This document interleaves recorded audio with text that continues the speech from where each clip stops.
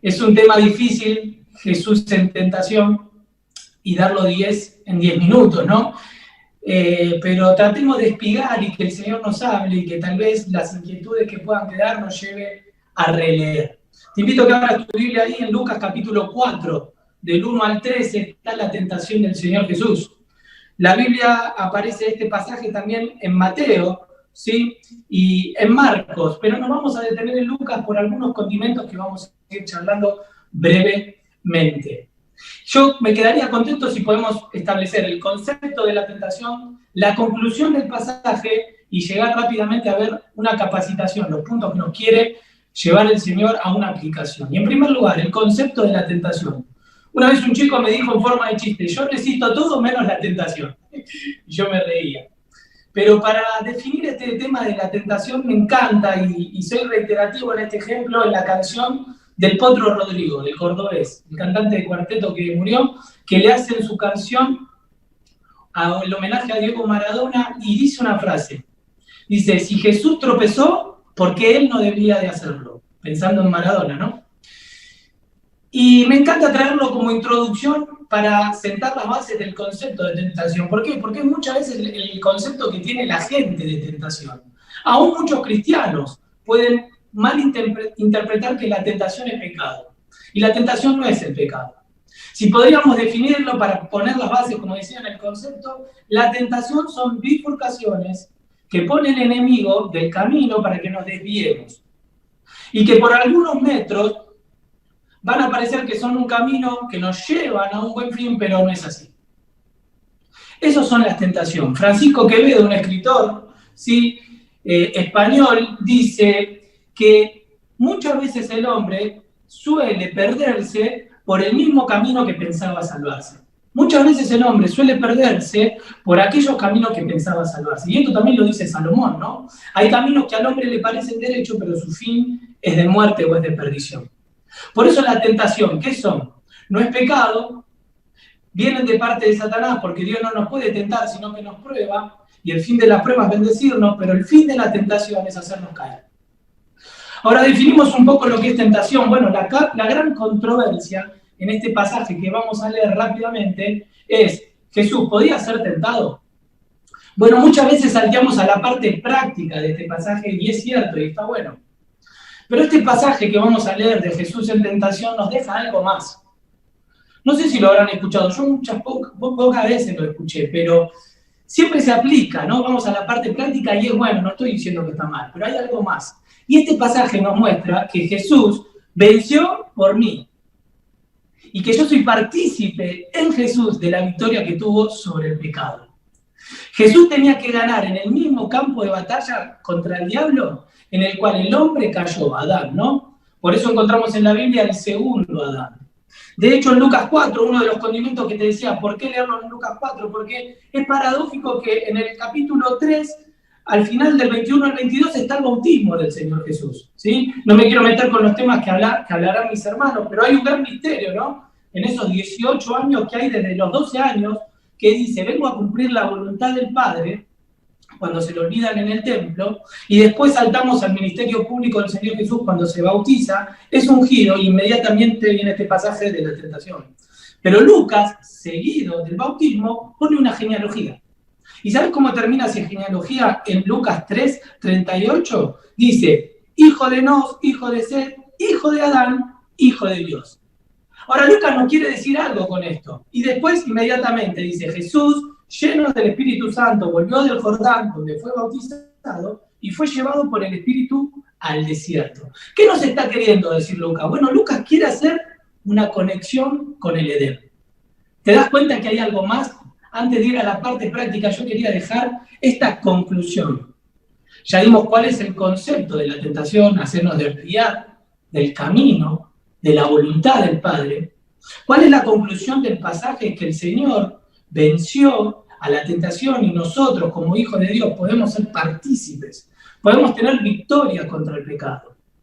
El cristiano, cuando acepta a Cristo, entra en una lucha, ¿sí? Y como dijo un teólogo, vamos a ser liberados de este cuerpo de muerte a través de la muerte del cuerpo. Cuando recién muramos, vamos a dejar de tener la lucha contra la tentación. Pero Vamos a ir rápidamente a la parte práctica de este pasaje, a la capacitación. ¿Y qué nos deja? Bueno, el Señor Jesús fue tentado 3 veces. En primer lugar, estaba en el desierto. Ahí, en una parte árida, llena de piedras. Dice que los judíos para sembrar tenían que despedregar. Y estaba lleno de piedras. Y fue una tentación. Ahora, el Señor Jesús, en su naturaleza divina, es otra de las cosas que quiero dejar bien en claro, no podía pecar. ¿Por qué? Porque Dios es omnisciente, es santo. No es que Él hace cosas para ser santo, Él desborda santidad, es santidad. Pero en su naturaleza humana, que el Señor Jesús convivía en estas 2 cosas, por eso Él decía que es difícil explicarlo, este pasaje, ¿no? Y uno en la mentalidad humana llega hasta cierto punto. ¿Cómo podemos explicar que en el Señor convivían estas 2 naturalezas? Pero la naturaleza humana fue la que tuvo la tentación. Para darnos ejemplo a cada uno de nosotros de lo que dijimos, que hay victoria, que hay pecado. Entonces dice que la primera tentación, después de 40 días de ayuno, viene con el Satanás, el tentador, que le dice, si tú eres el Hijo de Dios, y ahí empieza a meter la daga, ¿no? Lo que el Padre le había dicho en el bautismo días antes, que se escuchó la voz del Padre que decía, este es mi Hijo amado, en quien tengo complacencia. Ahora Satanás viene a decir, ¿con que vos sos el Hijo de Dios? ¿Tenés hambre? Di a estas piedras que se conviertan en pan. Entonces acá en primer lugar yo podría ver la tentación del egoísmo. La tentación consistía en hacer las cosas que Él le pedía lejos de la voluntad de Dios. ¿Te das cuenta de lo que es la tentación? Di a estas piedras que se conviertan en pan. Y Dios, el Señor Jesús, no accede al pedido de Satanás y responde con la palabra de Dios. Escrito está, no solo de pan vivirá el hombre. La primera tentación la podríamos llamar, en esta parte práctica, ya entrando en la capacitación que nos da, en la tentación del egoísmo. El paradigma de este mundo, el paradigma del individualismo de este mundo que nos dice vivir como vos querés. Y Satanás nos lleva a esa tentación y el Señor responde, la voluntad del Padre vengo a hacer. Tal vez en los que vengan después, cuando hablen de esto, lo van a hablar. Pero en segundo lugar, la tentación del éxito. Le dice, y le dijo al diablo, a ti te daré toda esta potestad y la gloria de ellos, versículo 6, porque a mí me ha sido entregada y a quien quiero la doy. Si tú postrado, me adorares. Dice que lo lleva al pináculo, le dice, si postrado, me adorares. ¿Sí? Estábamos charlando antes de entrar en el Zoom y Javi nos compartía una frase que es cierta, de que dice que no hay, lo que quería hacer Satanás durante todo el ministerio del Señor Jesús era que no vaya a la cruz. Esa era la tentación. Y no iba a haber cruz sin este sacrificio previo. Y Satanás quería decirle, mira, tenés éxito, pero sin ir a la cruz. La tentación del éxito. ¿Cuánta gente se pierde a través del éxito desmedido, no? Por un minuto de fama todo lo que se hace. Pero el reloj avanza y en último lugar, la tentación de la entronización. Le dice, y le llevó a Jerusalén y le puso sobre el pináculo del templo. Le dijo, si eres el Hijo de Dios, échate de aquí abajo, porque escrito está acerca de ti que te guardarán y que si vos te tirás te van a agarrar los ángeles. La prueba o la tentación de la entronización, del empoderamiento. Señor, si vos sos el Hijo de Dios, tírate. Tanto que respondes con la palabra de Dios y que confías en el Padre, tírate, que como está escrito en la Biblia, van a venir los ángeles y te van a agarrar. Y el Señor, ya rotundamente, le dice, apártate de mí, Satanás. Y termina con un condimento que es otro de los condimentos que me gusta de Lucas, en el versículo 13. Y dice, cuando el diablo hubo acabado toda tentación, se apartó de él por un tiempo. Se fue por un tiempo. Ahora vimos los 3 tipos de tentación. Bueno, déjame sacar algunas aplicaciones. Vimos el concepto de la tentación. ¿Cuál es la conclusión del pasaje? El Señor Jesús tuvo victoria sobre la tentación. Pero en último lugar, esta capacitación, déjame ver 3 cosas rápidamente. 4 cosas, perdón. En primer lugar, ver la comunión estrecha que tuvo el Señor Jesús. A ver, ahora llegando a este punto, ¿cómo resistió a la tentación? Bueno, en primer lugar, con una comunión estrecha. Me encanta que Lucas empieza diciendo, Jesús, lleno del Espíritu Santo, volvió del Jordán. Y dice, y fue llevado por el Espíritu Santo. Él, en esta estrecha comunión, en esta comunión estrecha, va al desierto. Y va a empezar su ministerio público y no va a la plaza pública a hablar y a hacer su mensaje y a llamar a las personas. ¿Cómo va? Decide ir 40 días al desierto. Apartarse y ahí tener una comunión estrecha. y ganar y tener la victoria sobre la tentación del pecado, para que alguien más pueda tener su ministerio. Ahora, ¿qué clave nos da para resistir la tentación? Una comunión estrecha. Pero en segundo lugar, un conocimiento escritural. Y esto lo hemos escuchado muchas veces, pero es bueno que lo repasemos una vez más. ¿Cómo el Señor responde a la tentación? Bueno, en primer lugar, con una comunión estrecha. Pero en segundo lugar, con un conocimiento escritural. 3 veces le responde con la palabra de Dios. Queridos amigos que nos escuchan y que nos visitan, Satanás le cita la palabra de Dios. Y de hecho la Biblia dice que los demonios creen y tiemblan. Ahora, ¿cuánto es lo que sabemos nosotros de la palabra de Dios? ¿O somos religiosos? Mirá la diferencia entre convicción y creencia, que la convicción es lo que a mí me sostiene y la creencia es lo que yo sostengo. Y me temo que muchas veces las tentaciones que nos destruyen en nuestra vida es porque tenemos una creencia pero no tenemos una convicción.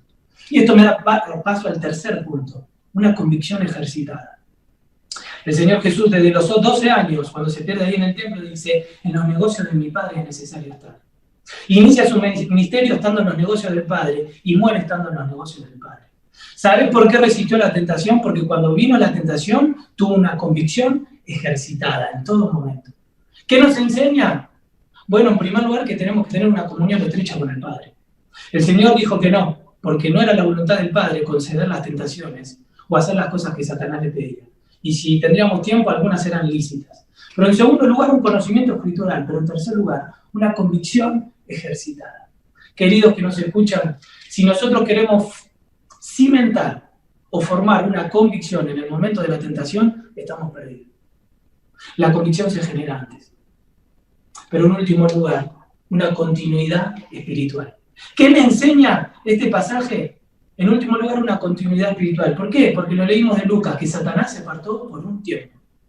Muchos teólogos afirman que en la entrada triunfal o en distintos momentos Satanás lo estaba tentando. Lo estaba tentando. Pero el Señor Jesús nunca cayó. Nunca pecó. Por eso ahí en Hebreos y Santiago dice que tenemos un sumo sacerdote que se puede compadecer de nuestra tentación porque fue tentado en todo. Y que Dios no puede ser tentado, pero el Señor Jesús experimentó esta tentación para darnos el ejemplo y para ganar y para que nosotros seamos partícipes de la victoria del pecado. ¿Y cuáles son? Bueno, estas 4 claves que vimos rápidamente. Una comunión estrecha. ¿Cómo está mi comunión? Porque cuando venga la tentación me va a devastar. ¿Cómo está mi conocimiento escritural? Lo poco que sabemos de la palabra de Dios son por las pocas canciones que cantamos o tengo contacto con la palabra de Dios. En tercer lugar, una convicción ejercitada. Querido, si no tenés una convicción, si vas a la iglesia porque tu papá te lleva, como me pasó a mí, la tentación va a venir y te va a defenestrar. Pero en último lugar, que le hayas ganado la tentación hoy no significa que le ganes mañana. Esta historia nos enseña de la continuidad espiritual. Satanás se fue por un tiempo, volvió a tirar los dardos y va a seguir tirando los dardos. Pero termino con esto. ¿Sabés cuál era el objetivo de Satanás? Hacerlo desviar de la cruz.